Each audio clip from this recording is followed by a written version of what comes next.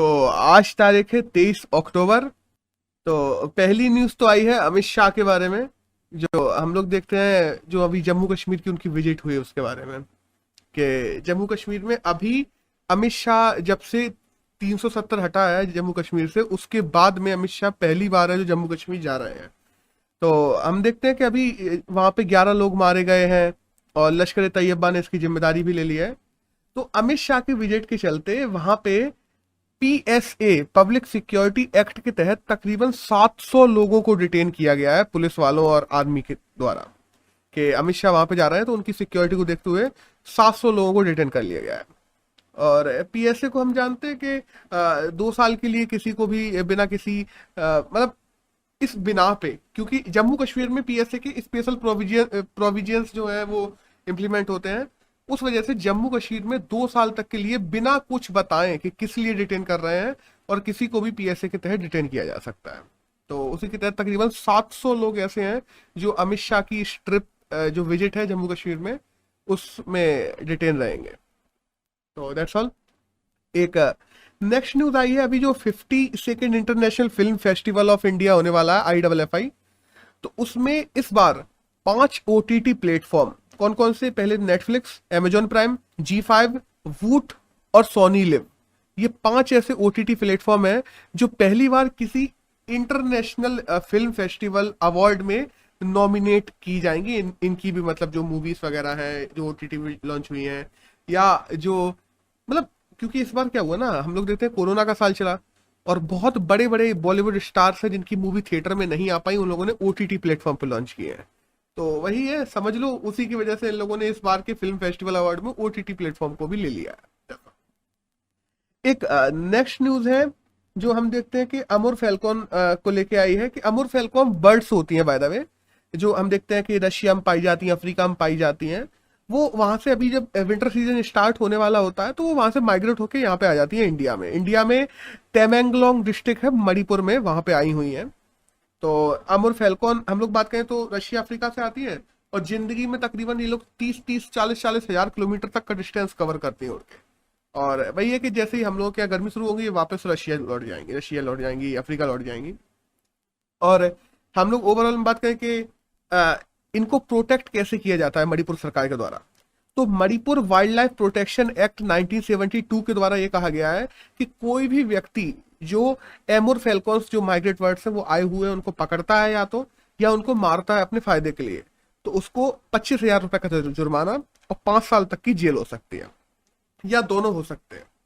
तो that's all, बस यही एक न्यूज थी कि ये कौन है फैल्कन्स, इसको हम जान। एक नेक्स्ट जो न्यूज आई है वो आई है अभी जो हम देखते हैं नक्सल राइट्स हुए थे कर्नाटका में। तो हुआ क्या था ना, अपन हिस्ट्री में थोड़ा चले तो 2005 में तेमकर डिस्ट्रिक्ट जो कर्नाटका में है वहां पे फरवरी में नक्सल राइट्स हुए थे और उसमें 7 लोग मारे गए थे जिसमें से 6 पुलिस वाले भी थे।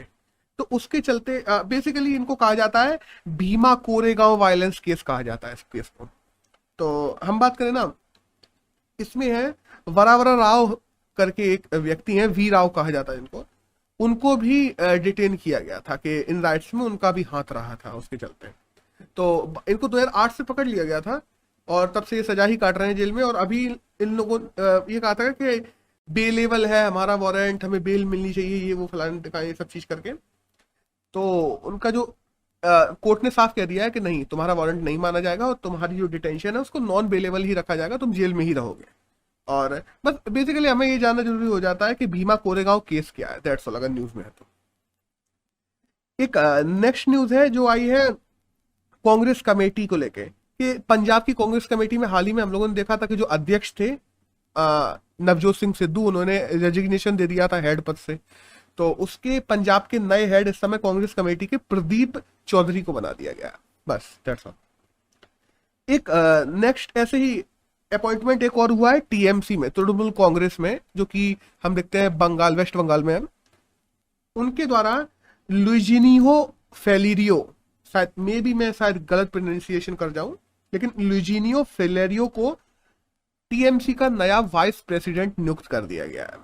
और हाल ही में हम देखते हैं कि ममता दीदी की वहां पे ट्रिप होने वाली है गुजरात, वो गोवा में आने वाली है वो, तो गोवा ट्रिप से पहले ही उन्होंने अपनी पार्टी के नए प्रेसिडेंट के रूप में इनको नियुक्त कर दिया है। बस एक नेक्स्ट जो न्यूज है वो आई है हज यात्रा को लेके। हम देखते हैं अभी हज यात्रा कुछ दिनों में बाद शुरू होने वाली है, तो उसको लेके रजिस्ट्रेशन ओपन कर दिए गए हैं। और इस बार क्या है ना, हम देखते हैं कोविड-19 और ये सारे केसेस चल रहे हैं, पिछली बार हज यात्रा कैंसिल ही कर दी गई थी। तो ई मसीहा करके हेल्थ कार्ड्स बनाए जाएंगे हर किसी व्यक्ति के, और वो कार्ड्स यहाँ पे भी माने जाएंगे, और जहाँ पे भी वो जा रहे हैं हज यात्रा करने वहां पे भी माने जाएंगे। मतलब ऐसा नहीं है कि केवल इंडिया में और वहां पे जाके फिर वो लोग अपने अलग से हेल्थ चेकअप करवा रहे हैं, नहीं, एक बार किसी इंसान का वो कार्ड बन जाएगा फिर वहां पे उसको प्रॉब्लम नहीं आएगी। तो हज यात्रा में बीच में प्रॉब्लम ना आए कोविड को किसी को लेके, तो ई मसीहा कार्ड बनाए जा रहे हैं और ऑनलाइन रजिस्ट्रेशन भी शुरू हो गए हैं। और बाय द वे 3000 महरम महिलाओं को भी इस बार परमिशन दे दी गई है। महरम महिलाएं वो होती हैं बाय द वे जिन्हें अकेले जाना है, मतलब जो हज यात्रा पे जा रही हैं बट उनके पति या उनके जो शौहर है वो उनके साथ में नहीं जा रहे हैं, या मान लो उनकी शादी नहीं हुई तो वालिद है जो पापा वगैरह है वो साथ में नहीं जा रहे हैं, तो ऐसी महिलाएं जो अकेले जा रही हैं हज पे उनको महरम कहा जाता है। तो इंडियन सरकार ने इस बार तकरीबन 3000 महरम महिलाओं को भी परमिशन दी है हज यात्रा पे जाने की। और हज यात्रा की हम लोग थोड़ी सी बात करें ना, एक समय था जब हज यात्रा को 100% तक हमारी इंडियन सरकार जो है वो उसके पैसे देती थी, मतलब आने जाने के ट्रिप, वहां पे रहने का, खाने का, हर व्यक्ति का इंडियन सरकार पूरा उठाती थी, पूरा सब्सिडाइज करती थी। लेकिन फिर बाद में हम लोग देखते हैं वक्फ बोर्ड वगैरह के द्वारा ही कहा गया कि जब इंडियन सरकार दे रही है तो उसका फल नहीं मिलता, ये वो फलाने ढकाने। तो उस वजह से इंडियन सरकार ने धीरे धीरे धीरे धीरे करके अपना जो पैसा इंडियन सरकार लगाती थी वो कम करना शुरू कर दिया, और अब ऑलमोस्ट जो है मात्र शायद 10 या 15% है जो सब्सिडाइज करती है इस यात्रा को इंडियन गवर्नमेंट। और वो भी कहा जा रहा था कि 2025 तक 0% कर दिया जाएगा, उसके बाद भी जिसको भी हज यात्रा पे जाना है वो अपने पूरे पैसे खुद ही देके जाएगा। ऐसा एक नेक्स्ट न्यूज आई है विगर मुस्लिम्स को लेके। हम देखते हैं चाइना के सिंजियांग जो प्रांत है उसमें विगर मुस्लिम्स भी रहते हैं, वहां पे माइनॉरिटीज है बाय द वे वो। तो उसमें कहा जाता है उनके साथ में ह्यूमन राइट्स की बहुत ज्यादा प्रॉब्लम है, उनके राइट्स को प्रोटेक्ट नहीं किया जाता, उनको अच्छी जॉब्स नहीं दी जाती, इवन तो उनके पास में क्वालिफिकेशन हो फिर भी जॉब्स नहीं दी जाती, उनके साथ में रेसिज्म किया जाता है, चाइना के लोग उनको अलग तरीके से देखते हैं। तो इन सब चीजों को चलते हुए अभी यूनाइटेड नेशन में एक डिक्लेरेशन किया गया है 43 कंट्रीज के द्वारा, और उस पर साइन करके चाइना को दिया गया है कि इनके राइट्स को तुम्हें अपने आप प्रोटेक्ट करना है। बाय द वे अगर चाइना की बात करें तो चाइना ने तो इसका सीधे अपोज कर दिया, उसने कहा कि नहीं ऐसा बिल्कुल नहीं है। अगर आप लोगों को लगता है कि ऐसा है तो आप लोग शिंजियांग प्रांत में आके देख सकते हैं कि विगर मुस्लिम कैसे रह रहे हैं, उनसे आके जो अगर मतलब मीडिया विजिट कर सकती है और आके उनसे बात कर सकती है, कोई दिक्कत नहीं है। लेकिन इस पे ही एक बात की गई कि मीडिया विजिट ही नहीं होगी, फिर वहां पे यूएन की जो स्पेशल फोर्सेस है वो भी जाके इन्वेस्टिगेशन करेंगे कि ऐसा हो रहा है कि नहीं हो रहा है। तो चाइना ने इन्वेस्टिगेशन को साफ मना कर दिया, उसने कहा कि आप आओ, हमारे ऑफिशियल्स भी वहां पे रहेंगे, आप चाहे आप बात कर सकते हैं, आप चाहे किसी के भी घर जा सकते हैं, लेकिन आप इन्वेस्टिगेशन करें चाइना में, इसको हम अलाउ नहीं करेंगे। ठीक है बात।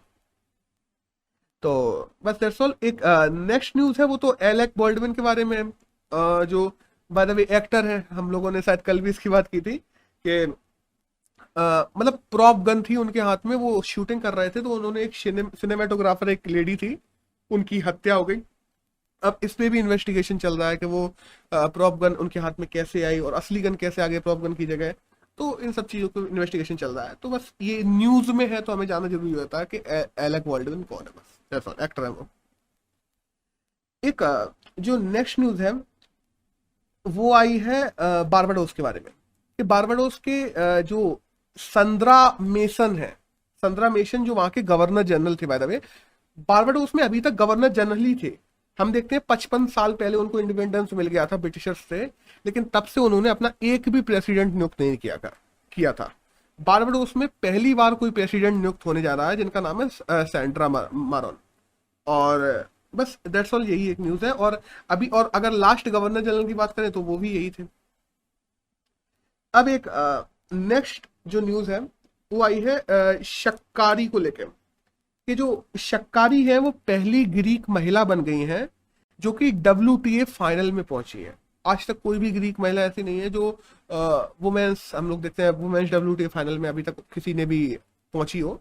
तो ये शक्कारी पहली ग्रीक महिला बन गई है। और बाय द वे इनके जीतने के भी काफी ज्यादा चांसेस हैं, क्योंकि इनकी जो अपोजिशन में है, उनको इन्होंने पहले कई बार हरा कर रखा है। तो अब देखते हैं, ये तो आने वाले टाइम में बताएगा। एक नेक्स्ट न्यूज है प्रोडक्शन गैप रिपोर्ट को लेकर। अभी प्रोडक्शन गैप रिपोर्ट भी है, वो लागू मतलब आई है।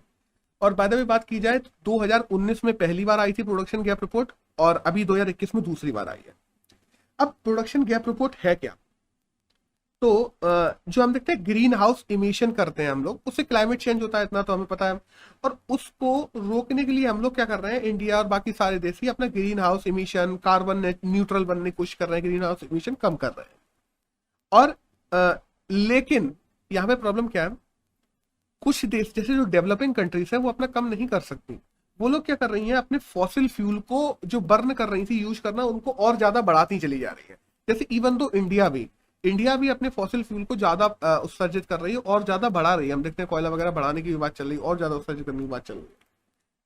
तो ये जो गैप है एक तरीके से क्लाइमेट गोल्स को अचीव करना और फॉसिल फ्यूल्स का एक्सट्रैक्शन करना, ये गैप जितना ज्यादा बढ़ता जाता है, इसी गैप की रिपोर्ट को कहते हैं हम लोग प्रोडक्शन गैप रिपोर्ट।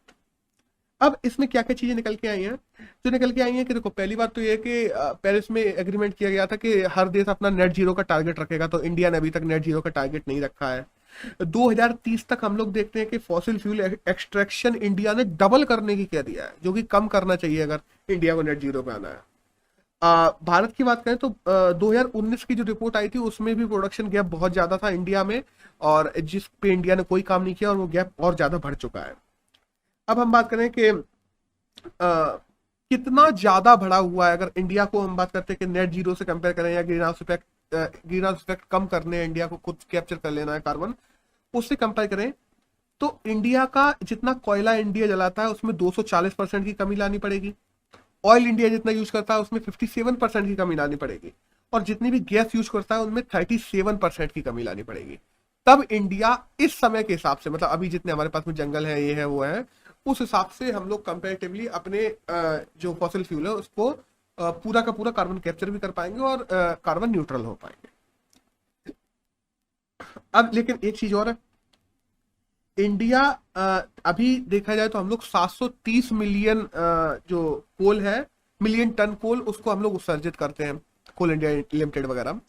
और इंडिया ने तो और ज्यादा टारगेट रख रखा है कि 2024 तक हम लोग 1149 मिलियन करेंगे, मतलब 1150 मिलियन तकरीबन कोल निकाल लेंगे, मिलियन टन। तो इंडिया तो और ज्यादा बढ़ाने वाला है। वहीं यूएस की बात की जाए तो यूएस ने भी अपने एक्सट्रैक्शन के गोल्स बढ़ा रखे हैं कि हम अभी 12% करते हैं, सब फिर अभी 12% ऑयल पे चल रहे हैं, फिर 17% ऑयल पे चलेगा। तो अभी कहीं से भी कम होता तो लग रहा नहीं है। बाय द वे, हम लोग प्रोडक्शन गैप रिपोर्ट की बात करें तो यूनाइटेड नेशन इन्वायरमेंटल प्रोग्राम है जिसके द्वारा ये रिपोर्ट निकाली जाती है। यूएनईपी की स्थापना 15 जून 1972 में की गई थी, और नैरोबी में इसका हेडक्वार्टर है, केन्या में नैरोबी में। और 193 मेंबर्स हैं जो इसके कमेटी में बैठते हैं। एक नेक्स्ट न्यूज आई है आंध्र प्रदेश की जो जुडिशियरी प्रक्रिया पे मॉकरिंग की गई थी उसको लेकर। क्या अभी हुआ क्या, इंटरनेशनल बहुत से लोग ऐसे हैं ना कि जो देश से बाहर बैठे हैं, वो लोग कुछ भी मॉकरिंग कर सकते हैं, कुछ भी गलत सलत लिख सकते हैं, सोशल मीडिया पर सोचते हैं। तो आंध्र प्रदेश की जुडिशियरी प्रक्रिया पे उन लोगों ने काफी मॉकरिंग की थी, बहुत गलत गलत बातें लिखी थी कि गलत तरीके से फैसले दिए जा रहे हैं ये वो। तो अभी 6 लोगों को अरेस्ट कर लिया गया है, जिनमें से 3 लोग तो कनाडा से थे, कुछ लोग ब्रिटिश से थे, मतलब अलग अलग देशों से सब लोगों को अरेस्ट कर लिया गया है। अब हम लोग बात करें ना, बाय द वे ये मॉकरिंग अभी नहीं की गई थी, नवंबर 2020 में की गई थी, और तब से ये केस चल रहा था, तो अभी पकड़ पाए। बाय द वे इस केस में 16 लोगों को पकड़ना है, जिनमें से 6 ही अभी तक पकड़े जा सके।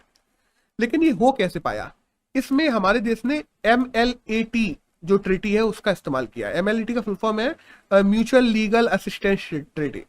अब होता क्या है ना MLAT ट्रीटी में, कि हम आपसी 2 देश हैं और हमें पता है ये किसी एक एक्स देश का गुनहगार है, तो आपस में हम लोग अपने डॉक्यूमेंट को लेते देते हैं, उससे संबंधित कोई भी डॉक्यूमेंट है, कोई भी जानकारी है, उनको आपस में साझा करते हैं, जिससे क्रिमिनल्स को पकड़ा जा सके। तो MLAT ट्रीटी के द्वारा ही हम लोगों ने इन 6 लोगों को पकड़ा है, बस दैट्स ऑल। एक नेक्स्ट न्यूज है, वो आई है ग्लोबल थ्रेट असिस्टमेंट रिपोर्ट 2021। इसमें क्या है ना कि हम देखते हैं बेसिकली ये बनाई रिपोर्ट किसके द्वारा जाती है, तो वी प्रोटेक्ट ग्लोबल अलायंस के द्वारा ये रिपोर्ट जारी की जाती है। और इस रिपोर्ट में एक चीज निकल के आई है बस, बाकी सब तो ऐसा कुछ खास नहीं है हमें पेपर के लिए। एक ही चीज है कि जो चाइल्ड ऑनलाइन सेक्सुअल एब्यूज है वो और ज्यादा बढ़ गया है। हम लोग देखते हैं वो और ज्यादा वल्नरेबल हो गए हैं अब्यूज को लेके। अगर हम बात करें ना कि कोविड-19 में पूरे देश के देश हम देखते हैं चिल्ड्रंस भी अपनी पढ़ाई के लिए भी ऑनलाइन डिपेंडेबल हो गए थे। उन चक्करों में ऑनलाइन चाइल्ड सेक्स ट्रैफिकिंग और ऑनलाइन चाइल्ड सेक्सुअल एब्यूज के केसेस और ज्यादा बढ़ गए हैं। अगर हम बात करें कि चाहे सिविल सोसाइटी की बात कर लें, चाहे गवर्नमेंटल रिपोर्ट्स की बात कर लें, चाहे हम लोग प्राइवेट रिपोर्ट्स की बात कर लें, सारी रिपोर्ट के असिस्टमेंट के द्वारा ये निकला है कि हाँ, चाइल्ड ऑनलाइन एब्यूज केसेस बढ़ते जा रहे हैं। बस दैट्स ऑल। अब यहाँ से आज की न्यूज तो खत्म होती है, यहाँ से हमारे एडिटोरियल शुरू होते हैं। तो जो पहला एडिटोरियल है वो आया है हम लोगों का जो केरल के बारे में। देखो हुआ क्या था, विकास कार्य जिस हिसाब से हो रहे हैं, इंफ्रास्ट्रक्चर्स बनाए जा रहे हैं, नई नई चीजें, वह प्रकृति के साथ में खिलवाड़ हो रहा है केरल में, ये इस एडिटोरियल में कहा गया है। कैसे कि अक्टूबर में आई हुई बाढ़ नेचुरल नहीं है, सीधी सी बात। अब कुछ लोग इसको नेचुरल बता रहे हैं, कुछ लोग कह रहे हैं कि ये नेचुरल नहीं है। अब दोनों के पक्ष सुन लेना क्या क्या है। तो जो नेचुरल कहते हैं वो लोगों का कहना है कि क्लाइमेट चेंज हो रहे हैं, लानीनो, इस बार लानीनो का प्रभाव देखा गया है, हम लोगों ने देखा है, और सी लेवल राइज भी हो रहा है जिस हिसाब से क्लाइमेट चेंज हो रहा है। उसके साथ में हम देखते हैं टाइडल फ्लड्स बढ़ रहे हैं, हीट वेव्स बढ़ रही हैं, नेचुरल डिजास्टर ओवरऑल में ही बढ़ रहे हैं क्लाइमेट चेंज की वजह से। जिस वजह से जो केरल में हम लोग देख रहे हैं पिछले हर 4-5 साल में इतनी विध्वंसकारी बाढ़ आ जा रही है कि मतलब अभी हम देखा जाए, मैंने आज सुबह पढ़ा कि 60 लोग तकरीबन मर गए। तो ये सब नेचुरल फिनोमेना है, कुछ लोगों का कहना तो ये है। अब कुछ लोगों का कहना ये है कि देखो ये मैनमेड है। कैसे? क्योंकि हम देखते हैं केरल में पर पर्सन स्क्वायर किलोमीटर डेंसिटी बढ़ती जा रही है। हमारे इंडिया का एवरेज 360 है और केरल का एवरेज 860 पहुंच चुका है। तो हम देख सकते हैं कि केरल में पर स्क्वायर किलोमीटर डेंसिटी कितनी बढ़ गई है। जब भी डेंसिटी बढ़ती है, अभी तक क्या करते थे लोग, प्लेन पे रहते थे या वेस्टर्न घाट्स पे रहते थे, ईस्टर्न वेस्टर्न, हाँ वेस्टर्न घाट्स पे रहते थे। और तो उससे क्या होता था ना, ओवरऑल में इंफ्रास्ट्रक्चर उतना ज्यादा डेवलप ही नहीं हुआ था। अब जैसे जैसे पॉपुलेशन बढ़ी है, लोग पहाड़ों के ऊपर इंफ्रास्ट्रक्चर ज्यादा बना रहे हैं क्योंकि नीचे जमीन ही नहीं है। बेसिकली क्वालिटी ऑफ लाइफ बढ़ रही है, सीधी सी बात है। क्योंकि हम लोग देखते हैं केरल में पैसा भी बहुत आ रहा है। केरल में हम लोग से ह्यूमन डेवलपमेंट इंडेक्स की जब इंडिया की बात की जाती है तो केरल नंबर 1-2 पे दिखाई देता है। तो वहां पे लोगों पे पैसा भी आ रहा है, क्वालिटी ऑफ लाइफ इंक्रीज हो रही है, और इसी वजह से वहां पे हाउसिंग कंस्ट्रक्शन भी बढ़ते जा रहे हैं। क्योंकि बेसिकली हम देखते हैं पिछले 5 साल में केरल की पॉपुलेशन 9% बढ़ी है, लेकिन केरल में घरों की संख्या 19% बढ़ गई है। तो इससे साफ अंदाजा लगाया जा सकता है। उसके बाद में हम बात करते हैं कि जो कमर्शियल एग्रीकल्चर है, मतलब ऐसी वस्तुएं उगाना जो कमर्शियली रूप से बेची जा सके, वो ज्यादातर पहाड़ों पर शुरू कर दिया गया है। और जब पहाड़ों पे तुम कमर्शियल एग्रीकल्चर करोगे, वो भी बहुत ज्यादा लेवल पे, तो वहां पे लैंडस्लाइड्स देखने को मिल रही है।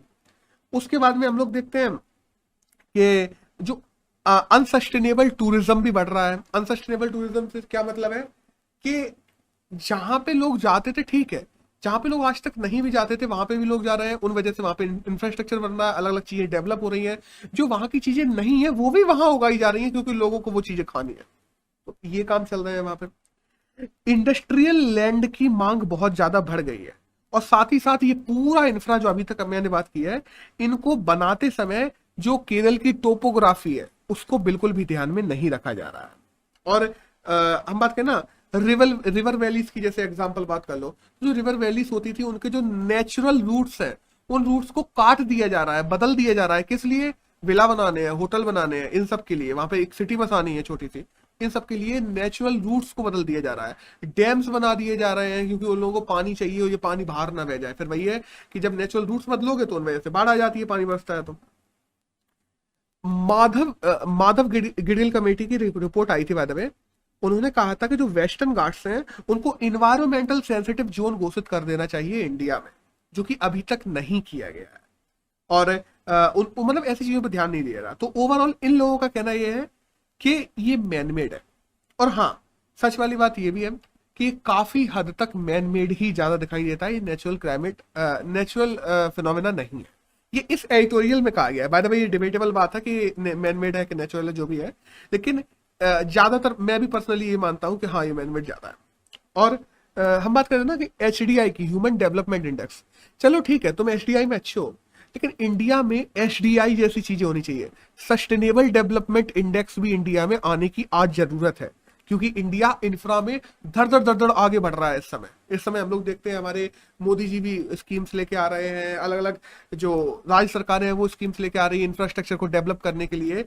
तो ये इंफ्रास्ट्रक्चर डेवलप तो हो रहा है, बट तुम किसी भी क्षेत्र की, हम बात कर लें केरल की बात कर लें, हम ऊपर चले जाएं गुजरात की बात कर लें, उससे ऊपर चले जाएं लद्दाख की बात कर लें, जम्मू कश्मीर की, हिमाचल की, उत्तराखंड की, सिक्किम की, अरुणाचल की, कहीं की भी बात कर लो, अगर हम लोग सस्टेनेबल डेवलपमेंट पे ध्यान नहीं देंगे, केवल इंफ्रा बनाते चले जाएंगे, तो आने वाले समय में ये और ज्यादा विध्वंसककारी स्थितियां पैदा कर सकता है इंडिया के लिए। तो दैट्स ऑल, बस यही सब था इस एडिटोरियल में। एक नेक्स्ट एडिटोरियल है एयर इंडिया के बारे में।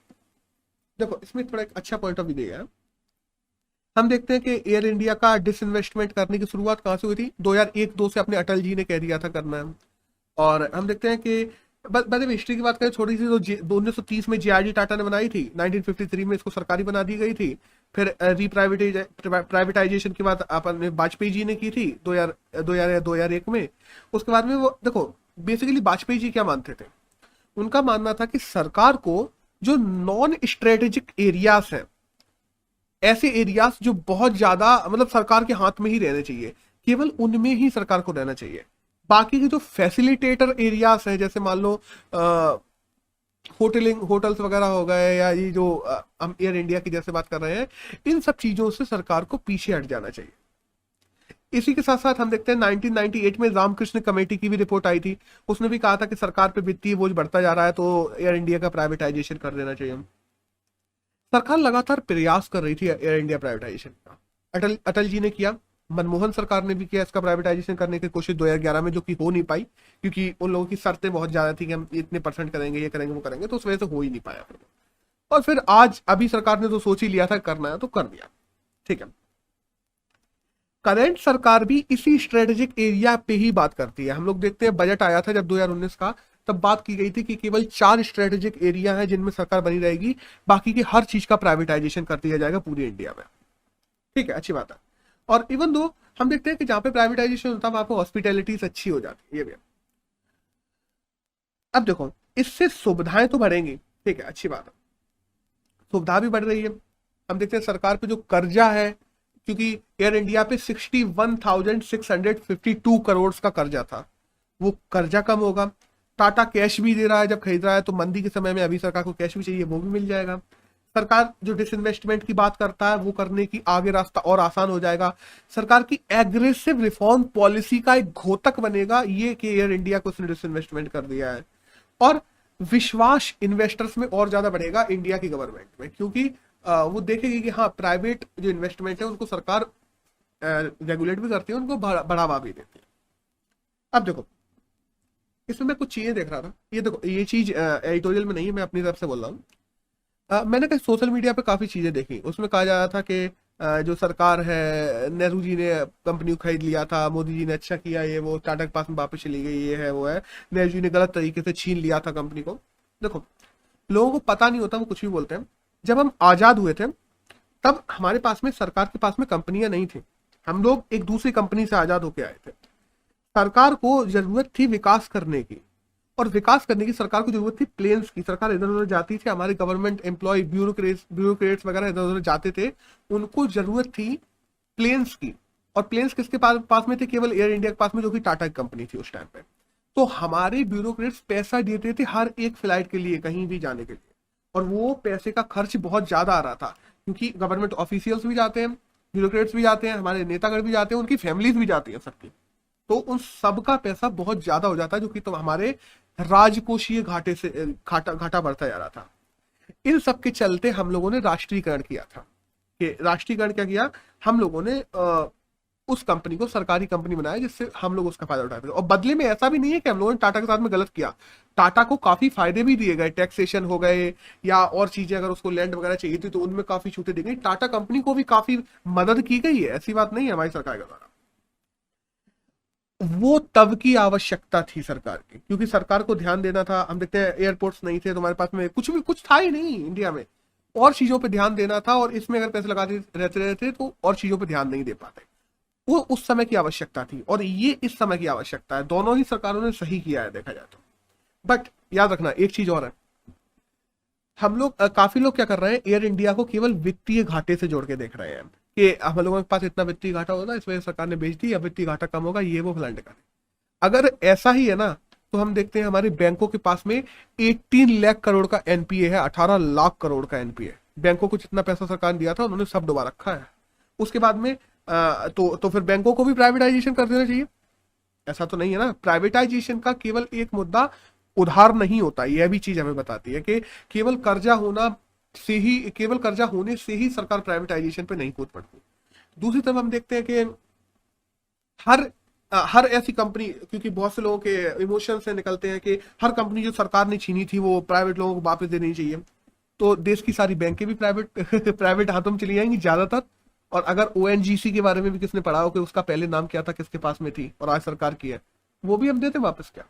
तो ये सारी चीजें भी निकलती हैं।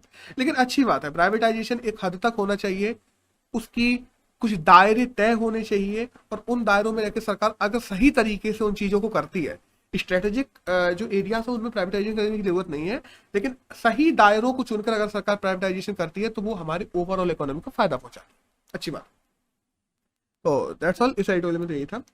एक लास्ट एडिटोरियल आया है हमारे जो कोयला वगैरह है उस सब चीजों को लेकर, कि कैसे कैसे इन्वायरमेंट पे उसका क्या असर पड़ रहा है, हमारे सस्टेनेबल डेवलपमेंट गोल पे भी, तो इसकी बात करते हैं।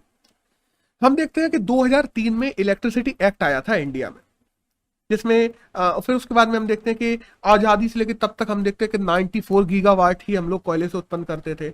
जैसे ही इलेक्ट्रिसिटी एक्ट आया है, हम लोग देखते हैं 2017 तक ये बढ़ के 192 गीगावाट हो गया था। तो बेसिकली हम ये देखते हैं कि डबल से ज्यादा का वो प्रमोशन हो गया जैसे ही इलेक्ट्रिसिटी एक्ट में बदलाव आया कि कोयले से हम लोग ज्यादा बनाने लगे। साथ ही साथ प्रति व्यक्ति ऊर्जा की बात करें कि हर आदमी को जितनी ऊर्जा की जरूरत पड़ती है उसका यूज भी बढ़ गया, लोग ज्यादा मांग करने लगे। अब हम बात कर लें कि 2011 से कंपेयर करें तो आज तुलनात्मक रूप से लोग 31% इलेक्ट्रिसिटी ज्यादा यूज करते हैं। कैसे यूज करते हैं, पहले बिजली आती ही नहीं थी अब आती है 24 घंटे, तो लोग यूज करते हैं, सीधी सी बात है। लेकिन फिर भी देखो, अर्बन एरियाज में हमारा क्या है कि 23-24 घंटे बिजली आ जाती है, मतलब ऑलमोस्ट अर्बन एरियाज में बिजली अब जाना बंद हो चुकी है। वहीं हम तुलनात्मक रूप से अगर रूरल एरियाज का एवरेज निकालें तो 20 घंटे हैं, ठीक, अच्छी बात। लेकिन फिर भी हम लोग कई जगह लैग कर रहे हैं। हम लोग हिमाचल की बात करें, वहां 16 घंटे ही है रूरल एरिया में, यूपी में 15 घंटे ही है रूरल एरिया में, हरियाणा में 19 घंटे ही है। तो काफी जगह अभी भी ऐसी चीजें बनी हुई है, रूरल एरिया में प्रॉब्लम्स बनी हुई है जिनको सुधारना जरूरी है। बिजली अभी भी हर जगह ऐसे 24 घंटे नहीं आ रही। अब है क्या, देखो, एक समय था जब पीक डिमांड होती थी, जब गर्मियां चलती हैं, गर्मियों में पीक डिमांड होती है बिजली की, सीधी सी बात। तो उस समय हम 2011 की बात कर रहे हैं, 98% डेफिसिट, वो 9.8% डेफिसिट होता था, मतलब जितनी बिजली चाहिए उससे 9.8% कम होती थी हमारे पास में। और आज हम बात करें 2020 की, तो 2020 की जब पीक डिमांड थी उस समय हमारे पास में केवल 1.6% कम थी बिजली। तो जो ओवरऑल गैप देखते हैं हम लोग पीक डिमांड के टाइम पे भी, वो भी कम हो रहा है, ये भी अच्छी बात है। हम लोग थर्मल कोल पावर प्लांट की तरफ ज्यादा बढ़े हैं, हम लोगों ने कोयले को ज्यादा जोर दिया है, एक तरीके से बोला जाए। आज ऐसी हालत है कि 2/3 जो बिजली उत्पन्न होती है वो केवल कोयले से होती है इंडिया की। बट यहां पे बात आती है sustainable development goal number 7। Sustainable development goal number 7 क्या कहता है कि हर इंसान को सस्ती बिजली मिलनी चाहिए, अनइंटरप्टेड बिजली मिलनी चाहिए, कि ये नहीं है कि तुम 2 घंटे दे रहे 2 घंटे नहीं दे रहे, नहीं, 24 घंटे। आधुनिक बिजली मिलनी चाहिए, मतलब जो तरीका है उगाने का वो आधुनिक होना चाहिए, और उन तरीकों से इन्वायरमेंटल फ्रेंडली बिजली मिलनी चाहिए कि लोगों के पास में ऐसी चीजें, मतलब जो जिस तरीके से हम लोग बिजली उगा रहे हैं वो इन्वायरमेंटल फ्रेंडली होना चाहिए। और यहाँ पे हम देखें, सस्ती और अनइंटरप्टेड में फिर भी हम अच्छा कर रहे हैं, लेकिन आधुनिक और इन्वायरमेंटल फ्रेंडली में इंडिया बहुत बुरा कर रहा है। तो एसडीजी गोल 7 को इंडिया पूरा करने में बहुत पीछे छूटता जा रहा है। इसी वजह से हम बात करते हैं ना कि रिन्यूएबल रिसोर्सेज की बात कर लें, तो ओवरऑल रिन्यूएबल रिसोर्सेज में से इंडिया 38%, हमारी बात करें जितनी भी बिजली जरूरत होती है इंडिया में, उसमें 38% हम निकालते हैं। लेकिन दूसरी तरफ हम कोयला का उत्सर्जन बहुत ज्यादा कर रहे हैं, तो CO2 उत्सर्जन बहुत ज्यादा हो रहा है, जिससे हम क्लीन बनाने की बजाय हम और ज्यादा क्या करते जा रहे हैं, एनवायरनमेंट को नुकसान पहुंचाते जा रहे हैं। और हम लोग देखते हैं अभी तो कोयला उत्पादन का हम लोगों ने टारगेट भी बढ़ा दिया है कि हम लोग 1,000 मिलियन टन से ज्यादा करेंगे 2024 तक। तो ये तो और ज्यादा प्रॉब्लम बढ़ा देगा। अब इनमें किया क्या जा सकता है, क्योंकि देखो हमें सस्टेनेबल डेवलपमेंट गोल 7 को भी पार करना है, हमें उसको भी लेके चलना है, और साथ साथ में कोयले को भी इस्तेमाल करना है। तो इसके लिए क्या क्या किया जा सकता है, तो कुछ पॉइंट्स है, अच्छे पॉइंट्स है। ये देखो, जैसे हम बात करते हैं ना इमिशन पावर सेक्टर की, कि देखो जो पुराने पावर प्लांट्स हैं, पुराने पावर प्लांट्स जो ऐसे हैं कि जो बिजली कम निकाल रहे हैं, उतने एफिशिएंट नहीं रहे, लेकिन नेचर को ज्यादा नुकसान पहुंचा रहे हैं, उनको डीकमीशन करना चाहिए हमें। और हमें सुपर थर्मल पावर प्लांट्स जो है उनको लगाना चाहिए। वही हम बात करते हैं कि हमें पावर प्लांट्स को डायनेमिक बनाना होगा, उनमें अलग अलग जो नई टेक्नोलॉजी है उनको जोड़ना पड़ेगा, जिससे वो कम से कम उत्सर्जन करें। रूफटॉप सोलर पावर प्लांट्स की तो बात की ही जाती है कि हम लोगों को रूफटॉप सोलर पावर प्लांट्स बनाने चाहिए अलग अलग जगह, तो वो भी अच्छी बात है। जो हम देखते हैं कि हाई एफिशिएंट हाई एफिशिएंसी वाले जो कोयले होते हैं और लो इमिशन, इसको HELE बोला जाता है ऐसे कोयलों को, बाय द वे। और HELE मतलब कोड है बाय द वे। तो HELE क्या होता है, हाई एफिशिएंसी लो इमिशन। तो ऐसे कोयलों का हमें इस्तेमाल करना चाहिए। शहरों में हमें इंश्योर करना चाहिए कि 24 घंटे बिजली मिले, क्योंकि याद रखना जब 24 घंटे बिजली नहीं मिलती है शहरों में, लोगों को होता है काम, वो जनरेटर का यूज करते हैं, डीजल का यूज करते हैं। और जब जनरेटर और डीजल का यूज होता है तब इन्वायरमेंट को और ज्यादा नुकसान होता है। उस नुकसान से रोकने के लिए हमें क्या करना चाहिए, हमें 24 घंटे बिजली उपलब्ध करवाना इंश्योर करना चाहिए। हमें फ्यूल गैस डीसल्फरेशन पे काम करना चाहिए, कि जो सल्फेट वगैरह निकलता है उसको कम निकले। हमें कार्बन कैप्चर प्लांट्स लगाने चाहिए इंडिया में। हमें ओवरऑल मतलब जो बात की जाए एफोरेस्टेशन करना चाहिए, वो तो है ही है कि कार्बन कैप्चर नेचुरल तरीके से करना, लेकिन जो आर्टिफिशियल कार्बन कैप्चर प्लांट है उनकी तरफ भी ध्यान देना चाहिए इंडिया को, क्योंकि दुनिया उनकी तरफ ध्यान दे रही है और जो इस समय देना जरूरी भी है। तो ओवरऑल में बस यही है कि अगर हमें सस्टेनेबल डेवलपमेंट गोल पूरा करना है और साथ साथ में कोयले को भी लगातार यूज करते रहना है, तो इन सब चीजों पे भी आज से ही हमें काम करना जरूरी है, वरना लॉन्ग टर्म में हम सरवाइव नहीं कर पाएंगे। और वही है ना कि लॉन्ग टर्म में हम ही क्लाइमेट चेंज के बड़े कारण बन जाए, ये इंडिया कभी नहीं चाहेगा। तो दैट्स ऑल। अगर आज की बात की जाए 23 अक्टूबर की, तो यही करंट था जो हमारे एग्जाम के लिए जाना जरूरी था।